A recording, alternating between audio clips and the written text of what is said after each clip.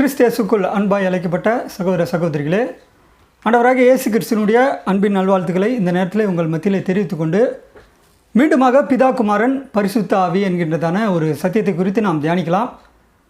இந்த நாளிலும் நாம் தியானிக்கும்படியாக எடுத்துக்கொண்ட ஒரு தலைப்பு, பிதாவையும் குமாரனையும் மறுதலிக்கிறவனே அந்தி கிறிஸ்து என்கின்ற ஒரு தலைப்பின் கீழாக நாம் தேவனுடைய சத்திய காரியங்களை நாம் ஆராய்ந்து பார்க்கலாம்.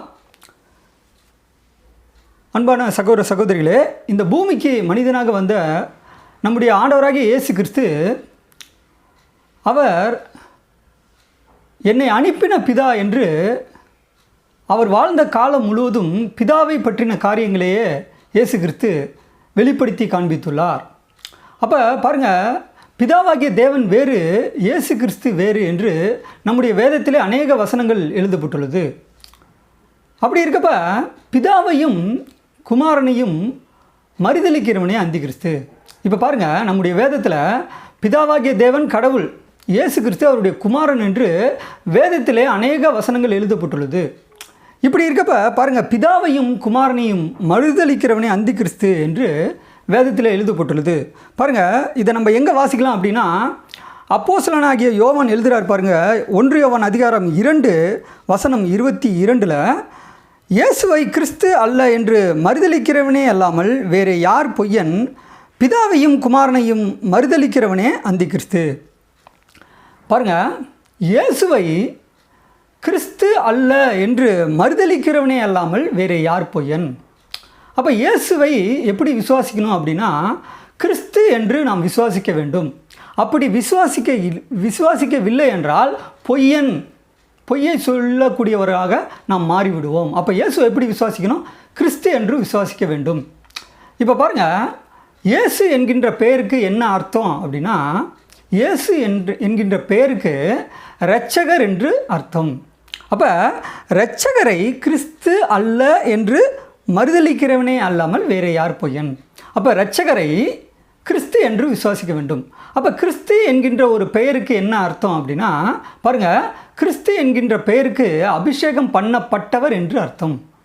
அப்போ இயேசு கிறிஸ்துவை பிதாவாகிய தேவன் அபிஷேகம் பண்ணினார் என்று வேதத்திலே அநேக வசனங்கள் எழுதப்பட்டுள்ளது. இப்போ பாருங்கள், பிதாவாகிய தேவன் இயேசு கிறிஸ்துவை அபிஷேகம் பண்ணின காரியத்தை வேதத்தில் நம்ம எங்கே வாசிக்கலாம் அப்படின்னா, பாருங்கள், அப்போஸ்தலர் அதிகாரம் 10 வசனம் 38. அப்போஸ்தலர் அதிகாரம் 10 வசனம் 38, நசரேயனாகிய இயேசுவை தேவன் பரிசுத்த ஆவியினாலும் வல்லமையினாலும் அபிஷேகம் பண்ணினார் என்று எழுதப்பட்டுள்ளது. அப்போ பாருங்கள், பிதாவாகிய தேவன் அவருடைய ஒரே பேரான குமாரனாகிய இயேசு கிறிஸ்துவை பரிசுத்த ஆவியினாலும் வல்லமையினாலும் அபிஷேகம் பண்ணினார் என்று நாம் வாசிக்க கேட்டோம். அப்படி இருக்கப்போ பாருங்கள், அபிஷேகம் பண்ணினது பிதாவாகிய தேவன், அபிஷேகம் பண்ணப்பட்டவர் அவருடைய ஒரே பேரான குமாரனாகிய இயேசு கிறிஸ்து. அப்போ 2 பேர், அபிஷேகம் பண்ணினவர் பிதாவாகிய தேவன், அபிஷேகம் பண்ணப்பட்டவர் அவருடைய குமாரன். அப்போ 2 பேர். இதனால்தான் நம்முடைய அப்போஸ்தலனாகிய யோவான் எழுதுகிறார் பாருங்கள். இந்த 2 பேரை குறித்து அப்போஸ்தலனாகிய யோவான் எப்படி எழுதுகிறார்னா, யோவான் அதிகாரம் 8 வசனம் 17, 2 பேருடைய சாட்சி உண்மை என்று உங்கள் நியாயப்பிரமாணத்திலே எழுதியுள்ளது. அப்போ பாருங்கள், உங்கள் நியாயப்பிரமாணத்திலே, அதாவது மோசேக்கு கொடுக்கப்பட்டுள்ள அந்த நியாயப்பிரமாணத்திலே 2 பேரை குறித்து எழுதப்பட்டுள்ளது. அப்போ பாருங்கள், பிதாவாகிய தேவன் வேறு, இயேசு கிறிஸ்து வேறு என்கின்றதான ஒரு சத்தியத்தை பழைய ஏற்பாட்டிலே அநேக வசனங்கள் எழுதப்பட்டுள்ளது. அப்போ 2 பேருடைய சாட்சி உண்மை என்று உங்கள் நியாயப்பிரமாணத்தில் எழுதப்பட்டுள்ளது. இப்போ பாருங்கள், அன்பான சகோதர சகோதரிகளே, பிதாவாகிய தேவன் எல்லாவற்றையும் சிருஷ்டித்த சிருஷ்டிகர்.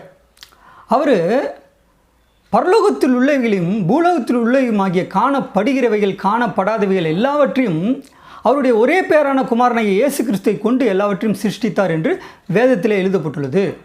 அப்படி இருக்கப்போ பாருங்கள், பிதாவாகிய தேவன் அவருடைய சாயலாக யாரை படைக்கிறாரு அப்படின்னா, ஆதாமை சிருஷ்டிக்கிறார். அப்போ ஆதாமுடைய விலா எலும்பை ஒன்றை எடுத்து ஏவாளை சிருஷ்டிக்கிறார். இப்போ ஆதாம் ஏவாள் தேவனுடைய கட்டளையை, தேவனுடைய வார்த்தைக்கு கீழ்ப்படியாமல் போனது நிமித்தமாக பாவத்தின் சம்பளம் மரணம். அப்போ ஆதாமின் நிமித்தமாக இந்த ஒட்டுமொத்த உலகமும் மரிக்கிறோம். அப்போ பாவத்தினுடைய சம்பளம் மரணம். அப்போ நம்மலாம் இன்றைக்கி மரிக்கிறோம் அப்படின்னா ஆதாம் ஏவாள் செய்த ஒரு பாவம். அப்போ இந்த பாவத்திற்கு ஈடுபலி செலுத்தும் விதத்திலே பிதாவாகிய தேவனுடைய திட்டத்தின் அடிப்படையில் இந்த பூமிக்கு யார் வந்து பலியானார் என்றால் பிதாவாகிய தேவனுடைய ஒரே பேரான குமாரனாக விளங்கும் நம்முடைய ஆண்டவராக இயேசு கிறிஸ்து தான் பலியானார். அப்போ 2 பேர் பாருங்கள். அப்போ பிதாவாகிய தேவன் அபிஷேகம் பண்ணினவர், அவருடைய குமாரன் அபிஷேகம் பண்ணப்பட்டவர். பிதாவாகிய தேவனுடைய நாமம் யெகோவா, அவருடைய குமாரனுடைய நாமம் இயேசு கிறிஸ்து. இப்போ பாருங்கள், கிறிஸ்து என்கின்ற பெயர் வந்து கிரேக்க மொழி, கிரேக்க பாஷை. அதனுடைய எபிரேய பாஷை என்ன? எபிரேய மொழியில் கிறிஸ்து என்பது கிரேக்க மொழி. அதாவது எபிரேய மொழியில் கிறிஸ்து என்கின்ற வார்த்தை எபிரேய மொழியில் சொல்லுவோமானால் இது எப்படின்னா மேசியா என்று எழுதப்பட்டுள்ளது. அப்போ பாருங்கள், இந்த ஜனங்களை மீட்க வேண்டும் என்பதற்காக மேசியா என்னப்பட்டவர் வருவார் என்று இந்த உலகத்தில் இஸ்ரேல் ஜனங்கள் ஆவலோடு எதிர்பார்த்து இருந்தார்கள். ஆனால் பூமிக்கு வந்த ஆண்டவராகிய இயேசு கிறிஸ்து தான் மேசியா என்று அவர்கள் அறியாமல் போய்விட்டார்கள். ஆனால் அப்போஸ்தலர்களுக்கு இயேசு கிறிஸ்து தான் மேசியா என்று அவர்களுக்கு தெரிந்த ஒரு காரியம். மேசியாவை கண்டோம் என்று வேதத்திலே அப்போஸ்தலர்கள் சாட்சியாக சொல்கிறார்கள். இப்படியாக பாருங்கள், இயேசு கிறிஸ்து சொல்கிறாரு மேசியா என்றால் அபிஷேகம் பண்ணப்பட்டவர். இப்போ பாருங்கள், இந்த மேசியாவை குறித்து, மேசியா என்றால் இயேசு கிறிஸ்து தான் மேசியா. கிரேக்க அதாவது கிறிஸ்து என்கின்ற ஒரு பெயருக்கு எபிரேய மொழியில் மேசியா. அப்போ பாருங்கள், இந்த மேசியாவை குறித்து பழைய ஏற்பாட்டில் எப்படி எழுதப்பட்டுள்ளது அப்படின்னா இயேசு கிறிஸ்து சொல்கிறார் பாருங்கள், என்னை குறித்து மோசேயின் நியாய பிரமாணத்திலும் தீர்க்க தரிசிகளின் ஆகமங்களிலும் சங்கீதங்களிலும் என்னை குறித்து எழுதியிருக்கிறது என்று இயேசு கிறிஸ்து சொல்கிறார். அப்போ இயேசு கிறிஸ்துவை குறித்து பழைய ஏற்பாட்டிலே எப்படி எழுதப்பட்டுள்ளது? இயேசு கிறிஸ்து தான் கடவுள் என்று எழுதப்பட்டுள்ளதா? அப்படி எழுதப்படவில்லை. இயேசு கிறிஸ்து தான் மேசியா என்று எழுதப்பட்டுள்ளது. அப்போ பாருங்கள், இதை நம்ம எங்கே வாசிக்கிறோம் அப்படின்னா சங்கீதக்காரனாகிய தாவீது எழுதுகிறார் பாருங்கள், பிதாவாகிய தேவன் இயேசு கிறிஸ்துவை அபிஷேகம் பண்ணின காரியத்தை சங்கீதக்காரனாகிய தாவீது எழுதுகிறார் பாருங்கள். சங்கீதம் அதிகாரம் 2 வசனம் 2 கர்த்தருக்கு விரோதமாகவும் அவர் அபிஷேகம் பண்ணினவருக்கு விரோதமாகவும் பூமியின் ராஜாக்கள் எழும்பி நின்று அதிகாரிகள் ஏகமாய் ஆலோசனை பண்ணி. பார்த்தீங்களா? கர்த்தருக்கு விரோதமாகவும். பழைய ஏற்பாட்டிலே கர்த்தர் என்று வரக்கூடிய எல்லா இடங்களிலும் எபிரேய மொழியிலே யெகோவா என்று கொடுக்கப்பட்டுள்ளது. அது மாத்திரமல்லாமல் 1936 வருடம் வெளியிட்ட தமிழ் பைபிளில் கூட நம்ம பார்த்திங்கன்னா யெகோவா என்று மொழிபெயர்த்திருக்காங்க. அது மாத்திரமல்லாமல் ஆங்கில டிரான்ஸ்லேஷன் பைபிளில் அநேக டிரான்ஸ்லேஷன் பைபிள் இருக்கிறது. அதில் நியூ ஜெருசலேம் என்கின்ற ஒரு ஆங்கில மொழிபெயர்ப்பு வேதத்தில் பார்த்திங்கன்னா யாவே யெகோவா என்று மொழிபெயர்த்திருக்காங்க. அப்போ பழைய ஏற்பாட்டிலே கர்த்தர் என்று வரக்கூடிய எல்லா இடங்களிலும் யெகோவா என்று எபிரேய மொழியிலே எழுதப்பட்டுள்ளது. அப்போ பாருங்கள், யெகோவாவுக்கு விரோதமாகவும் அவர் அபிஷேகம் பண்ணினவருக்கு விரோதமாகவும். பார்த்தீங்களா? அப்போ பிதாவாகிய தேவன் அபிஷேகம் பண்ணினவர், இயேசு கிறிஸ்து அபிஷேகம் பண்ணப்பட்டவர். தொடர்ந்து வாசிக்கும் பொழுது பாருங்கள், அந்த அதிகாரத்தில் 6வது வசனத்தை நாம் வாசிப்போமானால், நான் என்னுடைய பரிசுத்த பர்வதமாகிய சீயோன் மீதில் என்னுடைய ராஜாவை அபிஷேகம் பண்ணி வைத்தேன். பார்த்தீங்களா? இப்போ இயேசு கிறிஸ்துவை பிதாவாகிய தேவன் ராஜாவாக சீயோன் மீதில் அபிஷேகம் பண்ணி வைத்தார் என்று வாசிக்க கேட்டோம். தொடர்ந்து 7வது வசனத்தை வாசிப்போமானால், தீர்மானத்தின் விவரம் சொல்லுவேன், கர்த்தர் என்னை நோக்கி, நீர் என்னுடைய குமாரன், இன்று நான் உம்மை ஜனிப்பித்தேன். அப்போ பார்த்தீங்களா, பிதாவாகிய தேவன் அவருடைய ஒரே பேரான குமாரனை முதலாக படைக்கிறார், ஜெனிப்பிக்கிறார், அபிஷேகம் பண்ணினார் என்று வேதத்தில் எழுதப்பட்டுள்ளது. அப்போ பாருங்கள், பிதாவாகிய தேவன் நேரடியாக முதலில் பிதாவாகிய தேவன் படைத்த படைப்பு யார் என்றால் அவருடைய ஒரே பேரான குமாரனாகிய இயேசு கிறிஸ்துவை தான் முதல்ல படைக்கிறார். அப்போ பிதாவாகிய தேவன் இயேசு கிறிஸ்துவை ஜெனிப்பித்த காரியத்தை நாம் வாசிக்க கேட்டோம். பாருங்கள், இப்படிப்பட்டதான அதாவது பிதாவாகிய தேவன் அவருடைய ஒரே பேரான குமாரனை அபிஷேகம் பண்ணின காரியத்தையும் ஜனிப்பித்த காரியத்தையும் சங்கீதத்திலே தீர்க்க தரிசன புஸ்தகத்திலே எழுதப்பட்டுள்ளது. இந்த தீர்க்க தரிசனங்கள் எல்லாம் புதிய ஏற்பாட்டிலே எப்படி நிறைவேறுகிறது அப்படின்னா பாருங்கள், அப்போஸ்தலர் அதிகாரம் 4 வசனம் 26 கர்த்தருக்கு விரோதமாகவும் அவருடைய கிறிஸ்துவுக்கு விரோதமாகவும் பூமியின் ராஜாக்கள் எழும்பி நின்று அதிகாரிகள் ஏகமாய் கூட்டம் கூடினார்கள் என்று தேவரீர் உம்முடைய தாசனாகிய தாவீதின் வாக்கினால் உரைத்தீரே. பார்த்தீங்களா? அப்போ தாவீது சங்கீதத்தில் எழுதப்பட்டுள்ள அந்த தீர்க்க தரிசனம் எல்லாம் புதிய ஏற்பாட்டிலே மேசியாவை பற்றின காரியங்கள் நிறைவேறுகிறது. பாருங்கள், கர்த்தருக்கு விரோதமாகவும் அவருடைய கிறிஸ்துவுக்கு விரோதமாகவும். பார்த்தீங்களா? அப்போ பிதாவாகிய தேவன் அபிஷேகம் பண்ணினவர், அவருடைய குமாரனாகிய இயேசு கிறிஸ்து அபிஷேகம் பண்ணப்பட்டவர். தொடர்ந்து நம்ம வாசிக்கும்போது அந்த வசனத்தில் 28வது வசனத்தை வாசிப்போமானால், ஏரோதும் பொந்திய பிலாத்தும் புறஜாதிகளோடும் இஸ்ரவேல் ஜனங்களோடும் கூட நீர் அபிஷேகம் பண்ணின உம்முடைய பரிசுத்த பிள்ளையாகிய இயேசுக்கு விரோதமாய் மெய்யாகவே கூட்டம் கூடினார்கள். பார்த்தீங்களா? இன்றைக்கு இயேசு கிறிஸ்து யார் என்று நினைக்கிறாங்கன்னா, இயேசு கிறிஸ்து தான் கடவுள், இயேசு கிறிஸ்து தான் பிதா என்று நினைக்கிறார்கள். ஆனால் வேதம் அப்படி சொல்லவில்லை. பாருங்கள், நீர் அபிஷேகம் பண்ணின உம்முடைய பரிசுத்த பிள்ளையாகிய. அப்போ இயேசு கிறிஸ்து யார் என்றால் பிதாவாகிய தேவனுடைய ஒரே பேரான குமாரன் என்று வேதம் மிக அழகாக நமக்கு தெளிவாக எடுத்துரைக்கிறது. தொடர்ந்து பாருங்கள், பிதாவாகிய தேவன் இயேசு கிறிஸ்துவை அபிஷேகம் பண்ணின காரியத்தை நம்ம வேதத்தில் எங்கே வாசிக்கலாம் அப்படின்னா, பாருங்கள், பிதாவாகிய தேவன் அபிஷேகம் பண்ணினவர், அவருடைய குமாரனாகிய இயேசு கிறிஸ்து அபிஷேகம் பண்ணப்பட்டவர். அப்போ கிறிஸ்து என்கின்ற பெயருக்கு அபிஷேகம் பண்ணப்பட்டவர் என்று வேதத்திலே எழுதப்பட்டுள்ளது. இப்போ பாருங்கள், கிறிஸ்து என்கின்ற பெயருக்கு அபிஷேகம் பண்ணப்பட்டவர் என்று அர்த்தம். இப்போ பாருங்கள், பிதாவாகிய தேவன் இயேசு கிறிஸ்துவை அபிஷேகம் பண்ணின காரியத்தை வேறு எந்த இடத்துல பைபிளில் நம்ம வாசிக்கலாம் அப்படின்னா, பாருங்கள், எபிரேயர் அதிகாரம் 1 வசனம் 5 எபிரேயர் அதிகாரம் 1 வசனம் 5 எப்படி எனில் நீர் என்னுடைய குமாரன், இன்று நான் உம்மை ஜனிப்பித்தேன் என்றும் நான் அவருக்கு பிதாவாக இருப்பேன், அவர் எனக்கு குமாரனாக இருப்பார் என்றும் அவர் தூதர்களில் யாருக்காவது எப்போதாகிலும் சொன்னதுண்டா. பார்த்தீங்களா? இப்போ பிதாவாகிய தேவன் இயேசு கிறிஸ்துவை ஜனிப்பிக்கிறார், படைக்கிறார். முதலில் பிதாவாகிய தேவன் யாரை படைக்கிறார்னா, அவருடைய ஒரே பெயரான குமாரனாகிய இயேசு கிறிஸ்துவை தான் ஜனிப்பிக்கிறார். அப்போ பாருங்கள், நான் அவருக்கு பிதாவாக இருப்பேன், அவர் எனக்கு குமாரனாக இருப்பார். இப்போ பாருங்கள், இந்த அநேக பேர் என்ன நினைக்கிறாங்கன்னா, இந்த பூமிக்கு வந்த பிறகு தான் இயேசு கிறிஸ்து வந்து தேவனுடைய குமாரன் என்று நினைக்கிறார்கள். ஆனால் பழைய ஏற்பாட்டிலே பிதாவாகிய தேவன் வேறு, இயேசு கிறிஸ்து வேறு. பிதாவாகிய தேவன் கடவுள், இயேசு கிறிஸ்து அவருடைய குமாரன் என்று பழைய ஏற்பாட்டிலே அநேக வசனங்கள் எழுதப்பட்டுள்ளது. அப்போ பாருங்கள், பிதாவாகிய தேவன் அவருடைய ஒரே பேரான குமாரனை முதலில் ஜனிப்பிக்கிறார், படைக்கிறார் என்று வேதத்திலே நாம் வாசிக்க கேட்டோம். இப்படியாக பாருங்கள் அன்பான சகோதர சகோதரி, பிதாவாகிய தேவன் அபிஷேகம் பண்ணினவர், இயேசு கிறிஸ்து அபிஷேகம் பண்ணப்பட்டவர். அப்போ இயேசு கிறிஸ்து யார் என்றால் பிதாவாகிய தேவனுடைய ஒரே பேரான குமாரன், பிதாவாகிய தேவனால் படைக்கப்பட்ட, ஜனிப்பிக்கப்பட்ட, அபிஷேகம் பண்ணப்பட்ட அவருடைய பிதாவாகிய தேவனுடைய ஒரே பேரான குமாரன் என்று வேதத்திலே அநேக வசனங்கள் எழுதப்பட்டுள்ளது. இப்போ பாருங்கள், இந்த பிதாவாகிய தேவன் இயேசு கிறிஸ்துவை அபிஷேகம் பண்ணின காரியத்தையும் ஜனிப்பித்த காரியத்தையும் சாலமோன் ஞானி அவர் எழுதின நீதிமொழிகளில் எழுதுகிறார். பாருங்கள், நீதிமொழிகள் அதிகாரம் 8 வசனம் 22 கர்த்தர் தமது கிரியைகளுக்கு முன் பூர்வ முதல் என்னை தமது வழியின் ஆதியாக கொண்டிருந்தார், பூமி உண்டாகும் முன்னும் ஆதி முதற்கொண்டும் அனாதியாய் நான் அபிஷேகம் பண்ணப்பட்டேன், ஆழங்களும் ஜலம் புரண்டு வரும் ஊற்றுகளும் உண்டாகும் முன்னே நான் ஜனிப்பிக்கப்பட்டேன். பார்த்தீங்களா?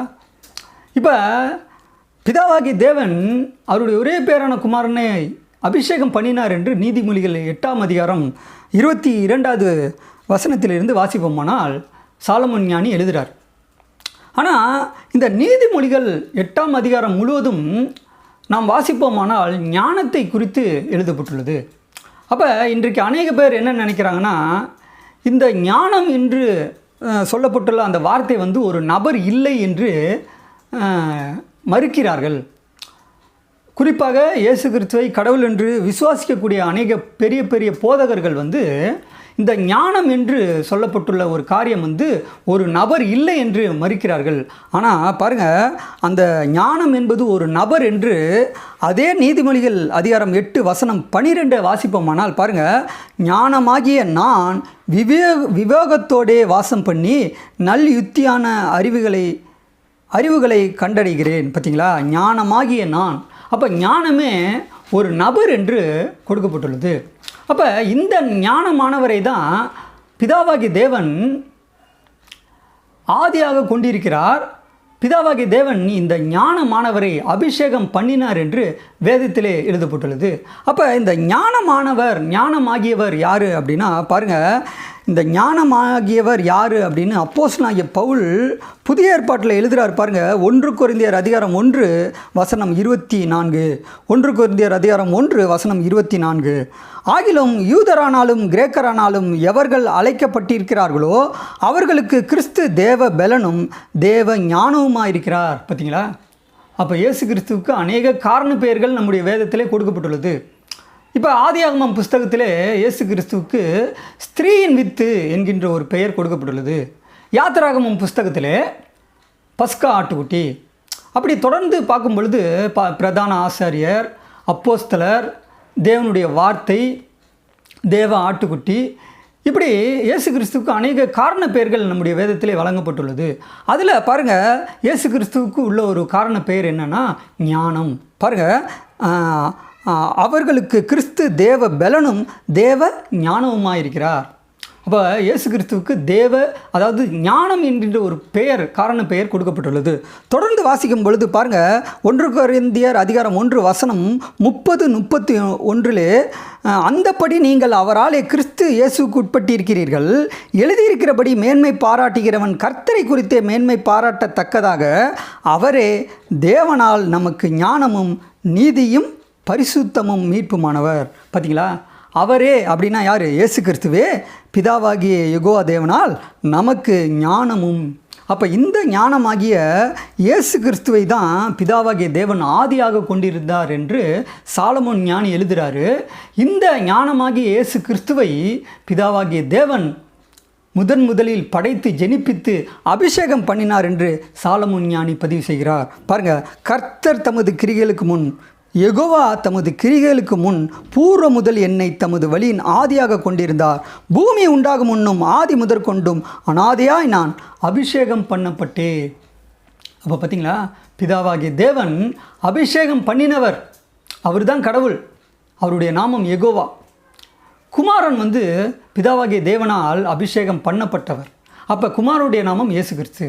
அப்போ பாருங்கள், இந்த பிதாவாகிய தேவனுடைய நாமத்தை குறித்தும் நம்முடைய ஆண்டவராகிய இயேசு கிறிஸ்துவனுடைய நாமத்தை குறித்து பழைய ஏற்பாட்டிலே சாலமோன் ஞானி எழுதுகிறார். பாருங்கள், நீதிமொழிகள் புஸ்தகத்தில் பிதாவாகிய தேவனுடைய நாமத்தை குறித்தும் அவருடைய குமாரனாகிய இயேசு கிறிஸ்துவனுடைய நாமத்தை குறித்து நீதிமொழிகளில் சாலமோன் எழுதுகிறார். பாருங்கள், நீதிமொழிகள் அதிகாரம் 30 வசனம் 4.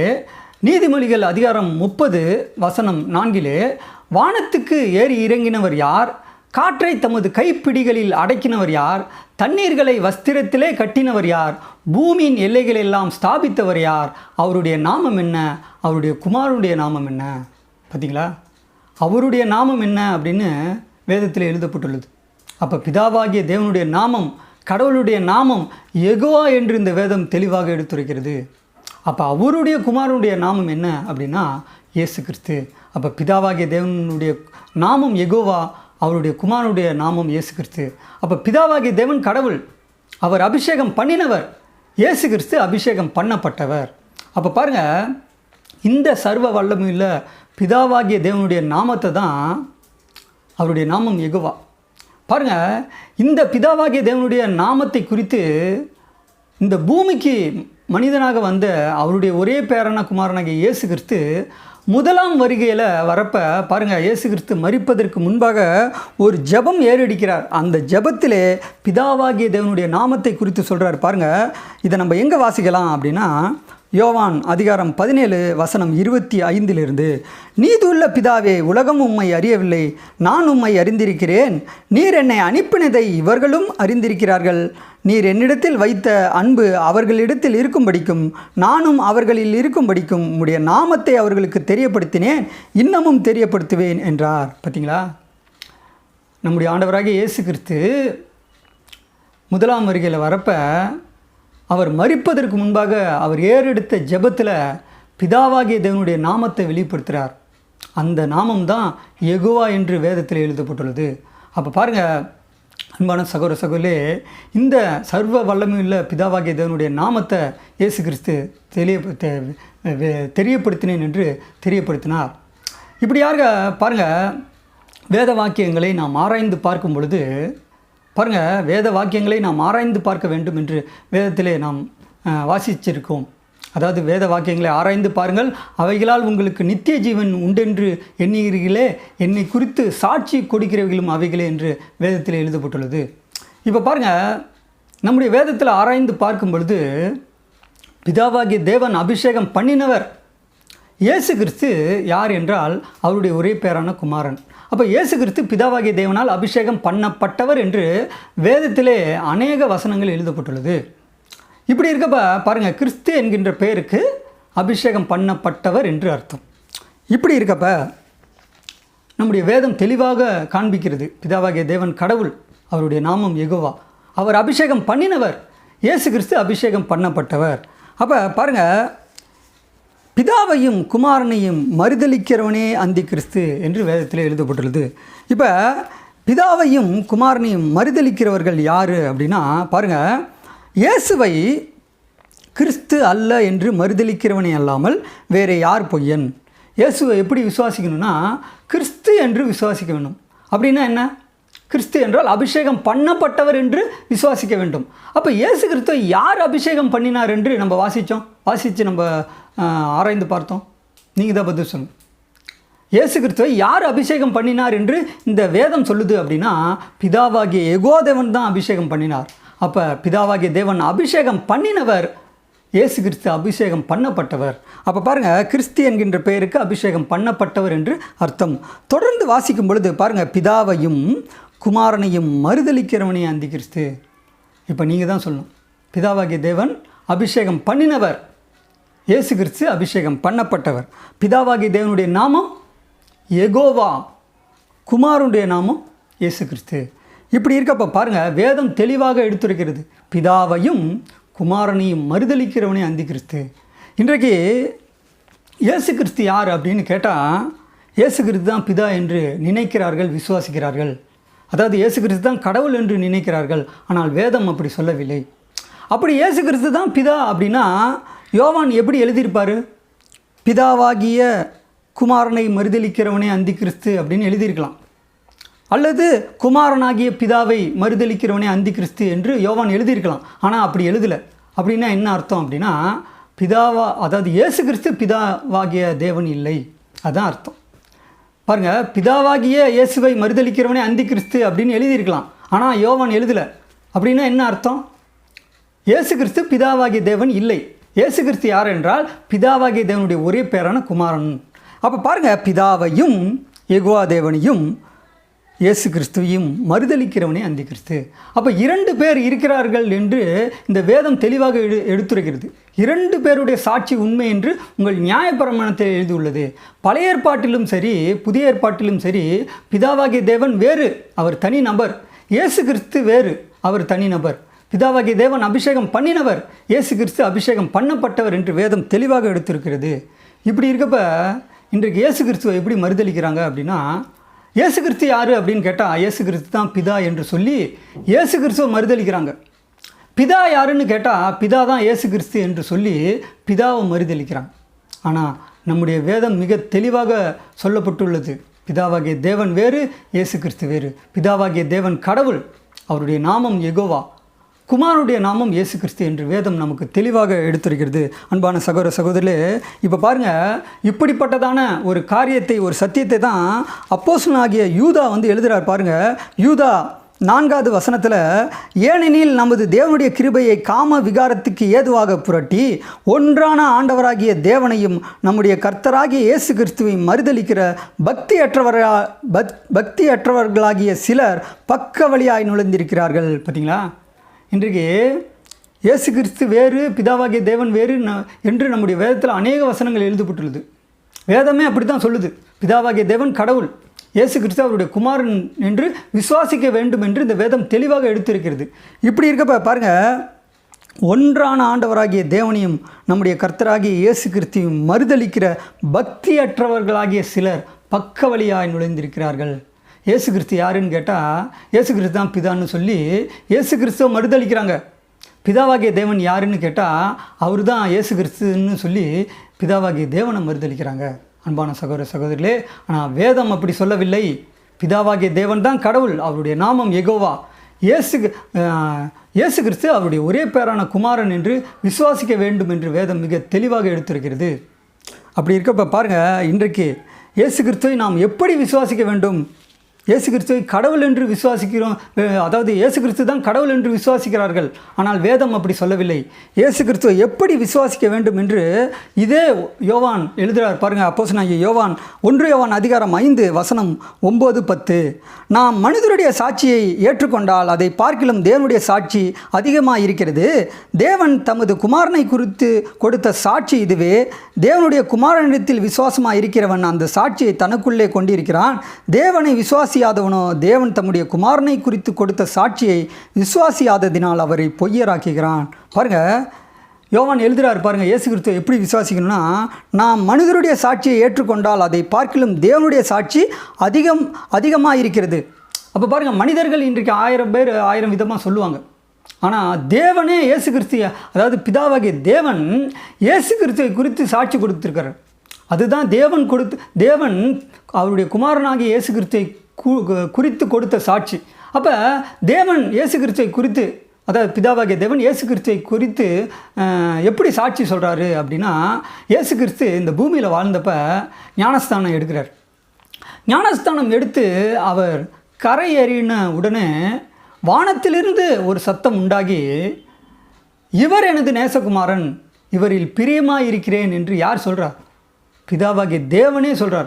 அப்போ பாருங்கள், கடவுளே சொல்கிறார், இயேசு கிறிஸ்து அவருடைய ஒரே பேரான குமாரன் என்று கடவுளே சொல்கிறார். ஆனால் இன்றைக்கு மனிதர்கள் எப்படி சாட்சி சொல்கிறாங்கன்னா, இயேசு கிறிஸ்து யாருன்னா அவர் தான் பிதா. பிதா யாருன்னு கேட்டால் அவர் தான் இயேசு கிறிஸ்து என்று ஒரு நம்பிக்கையை விசுவாசத்தை வைத்திருக்கிறார்கள். ஆனால் இயேசு கிறிஸ்து பிதாவாகிய தேவன் அல்ல, பிதாவாகிய தேவன் இயேசு கிறிஸ்து அல்ல. பிதாவாகிய தேவன் வேறு, இயேசு கிறிஸ்து வேறு என்று வேதம் மிக தெளிவாக எடுத்திருக்கிறது. பாருங்கள், அப்போ கடவுளே சொல்கிறார் இயேசு கிறிஸ்து என்னுடைய குமாரன் என்று. அப்படி இருக்கப்போ மனிதர்கள் இன்றைக்கு தவறான ஒரு உபதேசித்து சாட்சியாக அறிவிக்கிறார்கள். தொடர்ந்து வாசிக்கும்போது பாருங்கள், தேவனுடைய குமாரனிடத்தில் விசுவாசமாக இருக்கிறவன் அந்த சாட்சியை தனக்குள்ளே கொண்டிருக்கிறான். எந்த சாட்சியை தனக்குள்ளே கொண்டு இருக்கணும்? தேவன், பிதாவாகிய தேவன் இயேசு கிறிஸ்துவை குறித்து எப்படி சாட்சி சொல்கிறார்? இவர் எனது நேசகுமாரன். அப்படின்னா இயேசு கிறிஸ்து யார்? தேவனுடைய ஒரே பேரான குமாரன் தான் இயேசு கிறிஸ்து.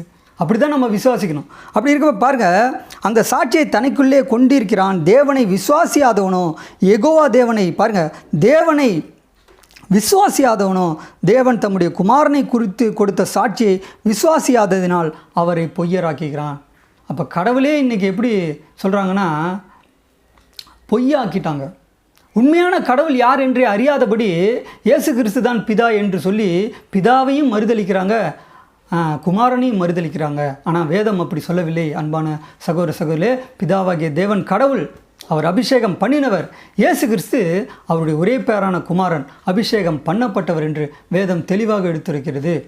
அன்பான சகோதர சகோதரே, இப்போ பாருங்கள், இந்த ஒட்டுமொத்த பைபிளும் எழுதப்பட்ட நோக்கம் எது அப்படின்னா, இயேசு கிறிஸ்துவை எப்படி விசுவாசிக்க வேண்டும் என்று இந்த பைபிள் சொல்லுதுன்னா, பாருங்கள், யோவான் அதிகாரம் 20 வசனம் 31 இயேசு தேவனுடைய குமாரனாகிய கிறிஸ்து என்று நீங்கள் விசுவாசிக்கும்படியாகவும் விசுவாசித்து அவருடைய நாமத்தினாலே நித்திய ஜீவனை அடையும்படியாகவும் இவைகள் எழுதப்பட்டுள்ளது.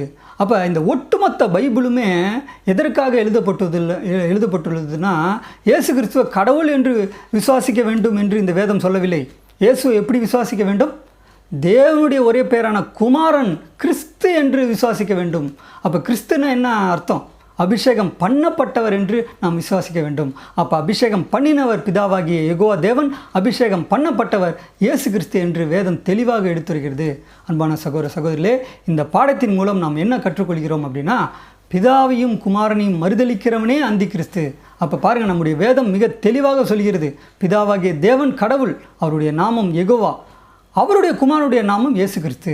இதுதான் சத்தியம், இதுதான் விசுவாசம் என்று நம்முடைய வேதம் மிக தெளிவாக எடுத்துரைக்கிறது.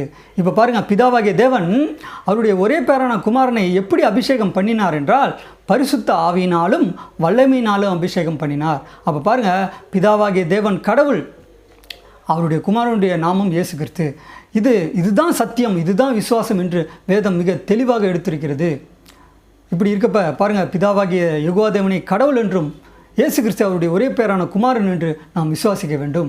தொடர்ந்து இணைந்திருங்கள். இன்னும் அநேக சத்திய காரியங்களை நாம் தியானிக்கலாம். தேவன் தாமே நம்மை ஆசீர்வதித்து சகல சத்தியத்திலும் வழிநடத்துவாராக. ஆமேன்.